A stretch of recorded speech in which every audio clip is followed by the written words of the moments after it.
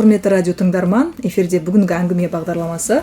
Бүгін біздің студиямызда ерекше қонақ, жаста болса көптеген шараларға қатысып бас болып жүрген қаламыздағы Өзбек Әлі Жанбеков атындағы Оңтүстік Қазақстан педагогикалық университетінің тарих және педагогика факультетінің белсенді студенті, студенттік проректор Мереке Садуақас қонақта. Қош келдің, Мереке. Қайырлы күн, қош көрдік, рахмет.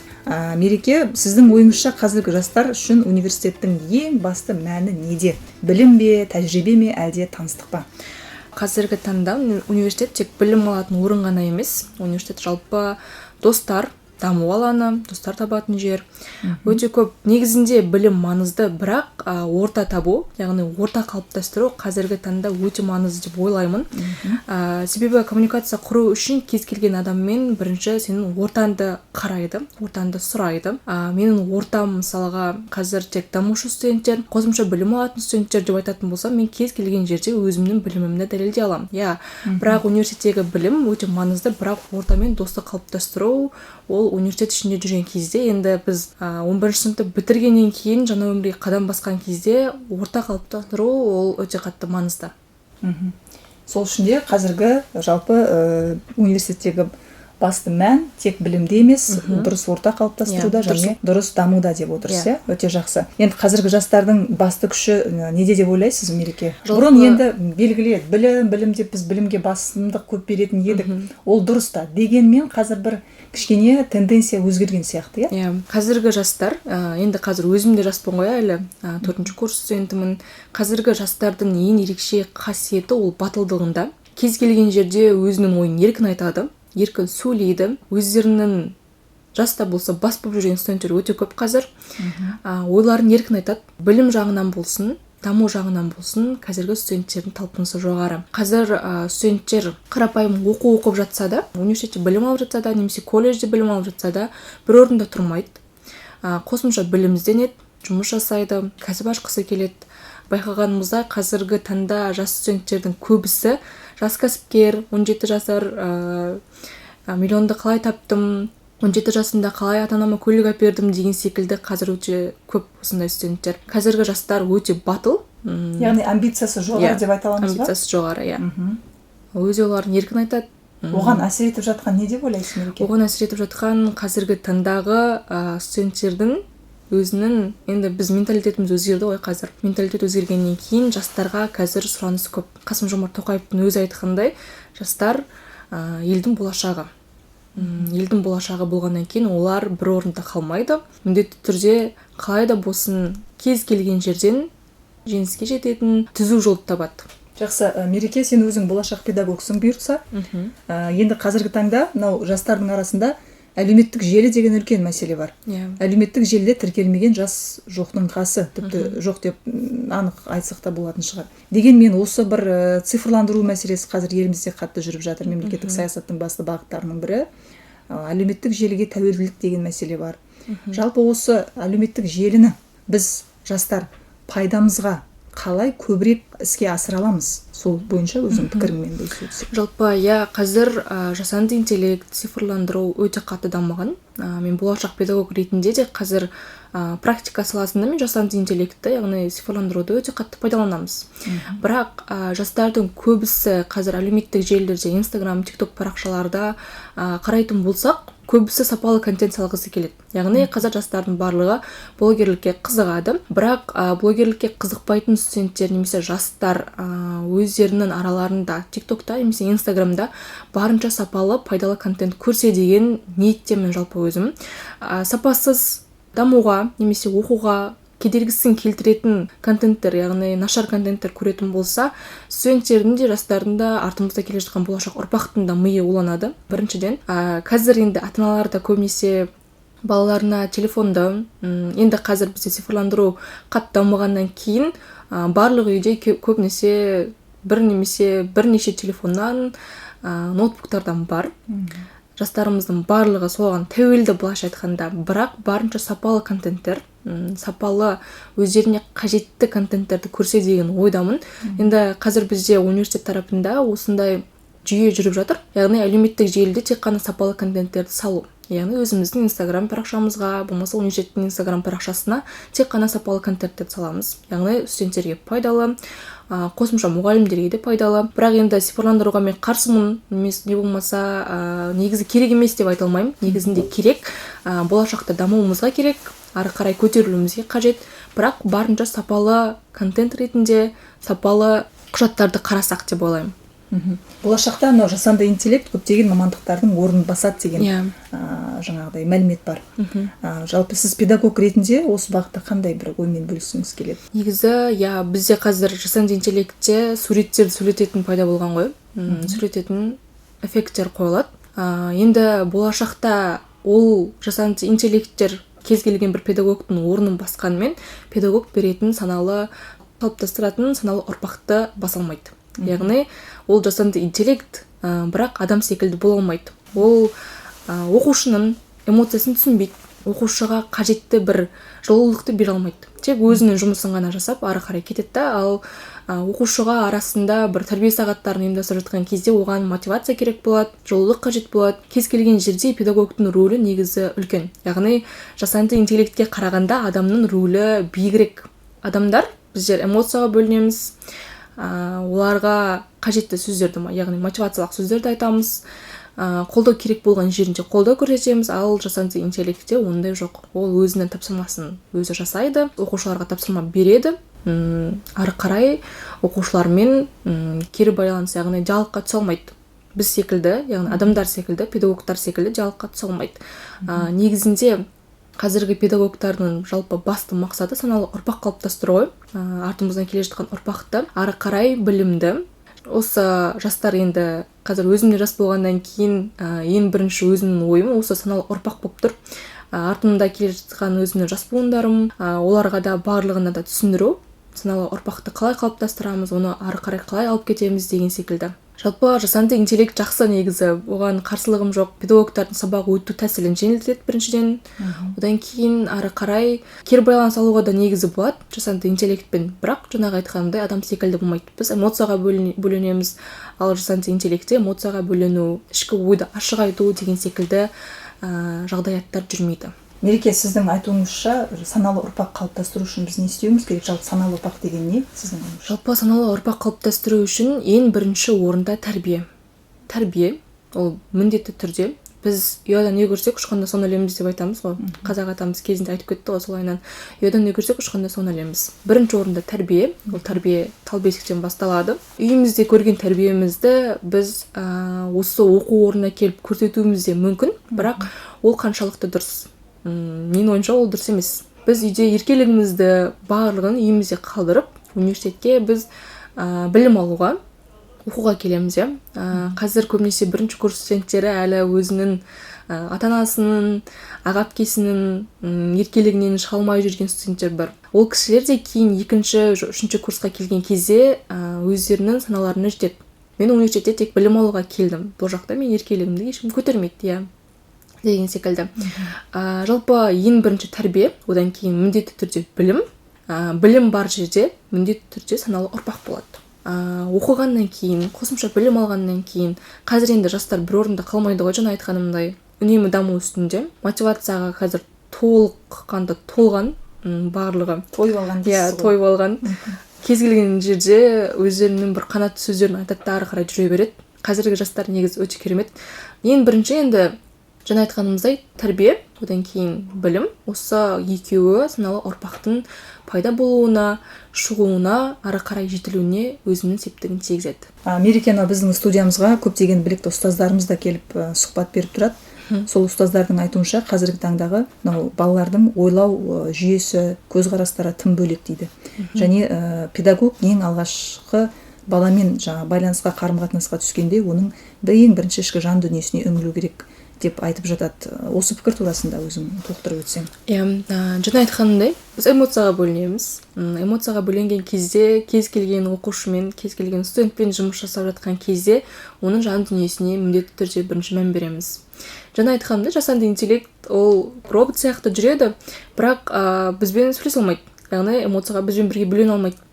Біз педагогтар бірінші оқу айы басталған кезде міндетті түрде өзіміздің оқушыларымызға, студенттерімізге бірінші тәрбие сағатын жүргіземіз. Тәрбие сағатын жүргізген кезде әр студенттің өзінің ойын, пікірін сұраған кезде көзқарастарына, ойларына, пікірлеріне қарап жан дүниелерін түсінуге болады. Бір оқушының немесе студенттің ойлау қабілеті өте қатты дамыған болуы мүмкін. Яғни ол кісі бір орында қалмайтын, ары қарай ізденуші оқушы немесе студент. Ол кісіні ары қарай да тапсырмалар беріп, оның ойлау қабілетін одан да ары қарай дамытуға болады. Ал енді кейбір ортада жан дүниесі қаншалықты үлкен болса да, тар болса да, өзін тұйық ұстайтын студенттер және оқушылар өте көп. Оқушылармен жұмыс жасап жатқан кезде соған бірінші мән беру керек негізінде. Бізде қазір мектепте психологтар бар ғой, арнайы осындай оқушылармен, студенттермен жұмыс жасайтын. Қазір енді бізде инклюзивті білім беру деген шықты ғой. Яғни инклюзивті білімді қажет ететін балалармен жұмыс істеуде қазір өте қиын. Бірақ ол тарапты да осы 2025 жылдан бері бастап, біздің вузда да кейбір мектептерде де өзім барып жүрген мектептерден де байқап жатырмын. Өте қатты мән беріп жатыр оқушыларға, ондай студенттерге де. Ол өте жақсы. Себебі көбінесе ондай инклюзивті білім беруді қажет ететін студенттердің көбісі, немесе оқушылардың көбісі ойлау қабілеті өте жоғары дамыған оқушы немесе студент болуы мүмкін. Бірақ өзінің енді арнайы білімді қажет ететін болғаннан кейін енді өзінің сондай бір бөліктерін не болмаса тұстарын көрсете алмай қалуы мүмкін да. Мен осылай бүліктетеді, не болмаса ортамды таба алмай жүрмін деген секілді ойға түсіп қалмас үшін олармен арнайы психологтар жұмыс жасайды. Сол кезде әр студентпен, оқушымен жұмыс жасап жатқан кезде негізі педагогтың рөлі өте үлкен. Жан дүниесін түсіну үшін де, оған тәрбие беру үшін де, оған ертеңгі өзіне қажет болатын білімді беру үшін де. Мереке, енді қазіргі таңда жастардың арасында педагогика мамандығын таңдап жатқандар көп деп жатырмыз. Олардың басты мақсаты не? Жақсы табыс табу ма, еліне қызмет ету ма? Енді сен қазір жастардың арасында жүрсің ғой, өзің де болашақ педагог болғалы отырсың. Сондықтан осы бағытта жастарымыз жалпы мамандық таңдауда дұрыс бағыт-бағдар алып кетіп жатыр ма? Қазір көбінесе негізі барлығымыз мамандық таңдау кезде мен өзімнің де басымнан өтті. Ата-анамыздың, үйіміздегі отбасымыздың қалауы бойынша таңдаймыз негізінде. Қазір бірақ жастар олар таңдамайды. Педагогикаға түсіп жатқан студенттер көп. Бірақ көбісі 100%-тен енді бір 90%-і өздері қалап түсіп жатқан мамандық. Мысалға педагог болуға мен өзім қалап түстім. Мені ешкім үгіттеген жоқ. Сен педагог бол, педагог мұғалім өлмейтін мамандық, не болмаса айлығы көп деген секілді ешкім ештеңе айтқан жоқ. Өзімнің таңдауым, өзім қалап түстім. Егер қазір айлығына, не болмаса жұмысына қарап бөлінетін болсақ, ол өзіміз сүймейтін мамандық, өзіміз таңдамаған мамандық болғаннан кейін алдағы уақытта ол мамандықпен жұмыс істеу өте қиын болады. Себебі ол бізге ұнамайды. Бізде бір эксперт бар, аты-жөнін айтпай қояйын. Ол кісі қазіргі таңда филология мамандарының докторы болып есептеледі. Өзім сол кісінің қосымша сабағын алған болатынмын. Ол кісі осылай мамандық таңдап жатқан кезде журналистикаға түскісі келді. Бірақ ата-анасы журналистикаға түспейсің, журналистикада ақша жоқ, жұмыс жоқ біріншіден деген секілді өзінің қарсылықтарын келтірген ата-анасы. Бірақ оған қарамастан тура сол мамандықта мұғалімдікке түсті. Мұғалімдікке түскеннен кейін бірінші курс кезінде ол кісі өте көп ізденісте болған. Ағылшын тілін жақсы меңгергеннен кейін кез келген тілдегі кітаптарды, яғни ағылшын тіліндегі кітаптарды оңай аударады. Оңай аударғаннан кейін ол үлкен бір кітапты алғаннан кейін аударады. Орысшаға да аударады, одан кейін қазақша тілге де аударады. Бірінші орысшасы жарық көреді, одан кейін қазақшасы жарық көреді. Сол аударып жатқан кезде өзінің мамандығын, яғни журналистиканы қалап тұрса да, бірақ ол мұғалімдікте жүр ғой. Мұғалімдік мен салам емес, мен ол салада мен жақсы көріп, мен жұмыс істей алмаймын ол салада. Жұмыс істей алмайтын болғаннан кейін менде оған талпыныс жоқ. Мен журналист болғым келеді. Мен осы кітап аударып, не болмаса басқа шетелдерге шығып біреуден сұхбат алғым келеді деген секілді ұстанымды ұстанды. Қазір енді ол мамандықты бітірсе де өзі журналистика болып, журналистика мамандығында жұмыс жасайды. Қазіргі таңда ол кісі осы біздің Қазақстандағы беделді эксперттердің бірі. Өзінің жолын тапқан, адасып жүріп тапса да, біреудің үгіттеуімен тапса да, бірақ өзі қалаған мамандықты ары қарай алып кеткен эксперт болып саналады да. Сол кітапты аудару арқылы ол кісінің түйгені бар екен. Қанша жерден бізді адамдар қинаса да, яғни отбасымыз, не болмаса достарымыз, өлмейтін мамандық, педагог бол деп бүйтіп қатты қинаса да, ол салада өзімізді сынап көрмеген екен, яғни елестете алмағаннан кейін ол салада жұмыс істеу қиын. Яғни бізде оған талпыныс жоқ біріншіден, екіншіден ол біз қалап тұрған мамандық емес, яғни жанымызға жақыны емес. Одан кейін мектепке барғаннан кейін оқушылардың жан дүниесін түсіну дейміз ғой, бірінші кезекте. Ол кісі олай түсіне алмаймын мен оларды, мен оқушымен жұмыс жасай алмаймын деген секілді ұстанымды ұстанып, ары қарай өзінің журналистика жолын қуып кетті. Негізінде біреудің үгіттеуіне, ата-ананың үгіттеуіне қарамай, өзіміздің жанымыз сүйіп тұрған, жанымыз қалап тұрған мамандықты таңдағанымыз дұрыс. Мен өзім оқушылармен, студенттермен қатты жұмыс жасағанды жақсы көретін болғаннан кейін, осы жолда ары қарай алып кетуді жөн көрдім өзіме. Енді болашақ педагог ретінде келе жатқан, өзім сабақ беретін 5-7 класс студенттерін, оқушыларын саналы ұрпақ ретінде тәрбиелеуге енді барынша өзімнің үлесімді қосамын. Жақсы, Мереке, қазіргі таңда мемлекеттік саясат деп айтамыз, дегенмен жастарды қолдау мәселесі қалай сезіледі сіздерге? Жастарды қолдау, жаңа айтқанымыздай, Қасым-Жомарт Тоқаевтың өзі бізді жастарды қолдайды. Біздің университетте мүмкіндіктер өте көп. Біздің университетте мысалға арнайы жастарды қолдайтын ұйымдар бар. Одан кейін Шымкенттің өзінде де мысалға Аманат партиясы бар, ол кісілер де жастарды өте қатты қолдайды. Мысалға өзіміздің университеттегі проректорларымызда, қасымызда жүрген ағайларымыз, жастар бөлімінің басшылары да өте қатты қолдайды. Жастарға қазір мүмкіндік көп. Мысалға мен форумға, Атырауға шақыртып алсам, форумға барып келуімді, жолымды барлығын университет өзі төлеп береді мысалға. Жастарға қазір қолдау көп. Яғни ол форумнан алып келетін білімімді мен осы өзіміздің университетке келіп қайтадан бере алатын болсам, яғни мен ол жерде уже үздік студентпін. Өзім форумға барып, басқа қаламен барып, серіктестік орнатып, олармен бірге сөйлесіп, олардың университеттері қалай жұмыс жасап жатыр, білім беруі қалай деген секілді мағлұматтарды алып келіп, олармен сөйлесіп, диалог құра алатын болсам, одан кейін оны келіп, өзімнің артымнан еріп келе жатқан жас буындарға түсіндіріп, оларға ұқтыра алатын болсам, ол кезде дамыған үздік студент боламын да. Жалпы қазір жастарға өте көп қолдау, кез келген тараптан. Жарысқа барам десе де, қазір көп қой бағдарламалар. Бағдарламалардың көптігі қазір дипломмен ауылға деген секілді бар. Бұл бұрыннан бар ғой, енді қазір өте қатты рөл атқарады ғой дипломмен ауылға. Көбінесе енді солтүстік жақтарға барсақ та болады. Мысалға, ол жақта да жастарды өте қатты қолдайды. Солтүстікке жас мамандар өте қатты көп қажет негізінде. Білімді жас мамандар әрине. Жастарға деген қолдау өзіміздің мемлекет басшысы президенттен бастап, Қасым-Жомарт Тоқаевтан бастап, қазіргі кіші буындарға дейінгі аралықта өте көп қолдау. Яғни жастарымыз еліміздің қай түкпіріне барып болсын еңбек етуге дайын дейсіз ғой? Иә. Өте жақсы. Енді Мереке, хабарымыздың соңында өзіңнің үзеңгілес педагог болашақ мамандарға, артыңнан келе жатқан сіңілі інілеріңе, қандай бір әпкелік ақылыңды айтар едің? Жалпы мен ортаға байланысты айтқым келеді. Қадыр Мырзалиннің бір мынандай бір жақсы сөзі бар. Менің ортам қандай болса, мен де соның жемісімін. Жақсы ортаға түсейік, жақсы контенттер, сапалы контенттер көрейік, өзімізге, білімімізге пайдалы контенттер, қосымша да білім алайық, дамиық, орта қалыптастырайық.